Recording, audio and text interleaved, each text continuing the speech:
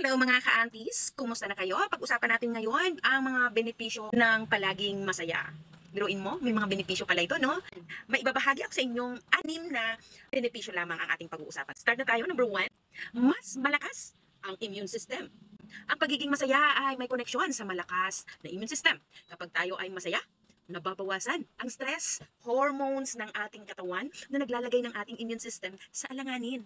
Dahil dito, mas malaki ang ating laban sa mga sakit at infeksyon. Number 2, nakakapag-baba ng stress. Ang pagiging masaya ay isang malakas na pamamaraan para labanan ng stress. Ang mas mababaw na stress ay kasangkot sa mas maraming benepisyo sa kalusugan tulad ng pagbaba ng panganib ng mga sakit tulad ng sakit sa puso, alta presyon, diabetes, at iba pa. Mahalaga talaga kapag tayo ay laging masaya dahil ang dami pala epekto nito sa ating katawan.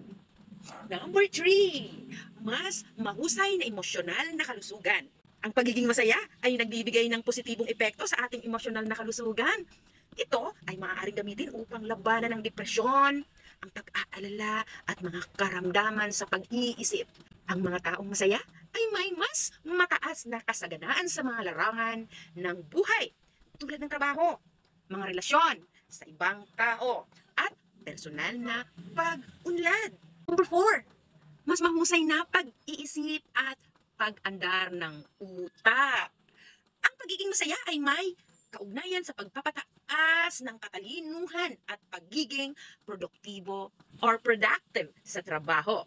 Kapag ang utak ay nasa isang estado ng kalipay, ito ay mas handa para sa pag-aaral, paggawa ng desisyon at iba pang mga kognitibong gawain. Number 5, nakakatulong sa kalusugan ng puso. Ang pagiging masaya ay maaaring magkaroon ng positibong epekto sa ating puso.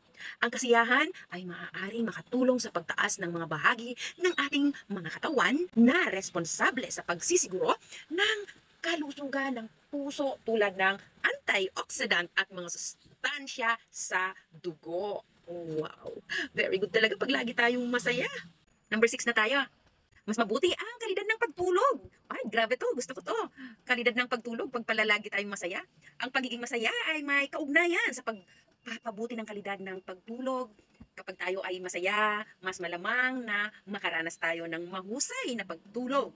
Ang tamang pagtulog ay mahalaga sa ating pangkalahatang kalusugan at kagalingan. Wow, grabe to. Gusto ko tong number 6 na to. Kaya dapat lagi tayong masaya lang para nakakatulong din pala ito sa pagtulog natin. Sa kabuuan, ang pagiging masaya ay may malaking epekto sa ating pangkalahatang kalusugan at kagalingan.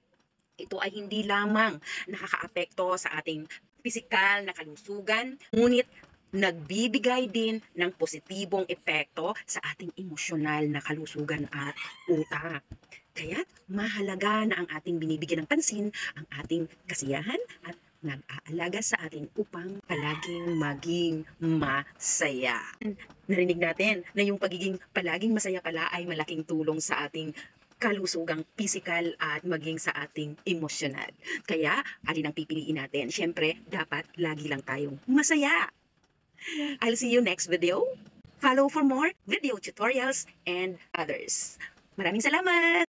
Smile! Everyone! Tapusin natin yung pag-aayos.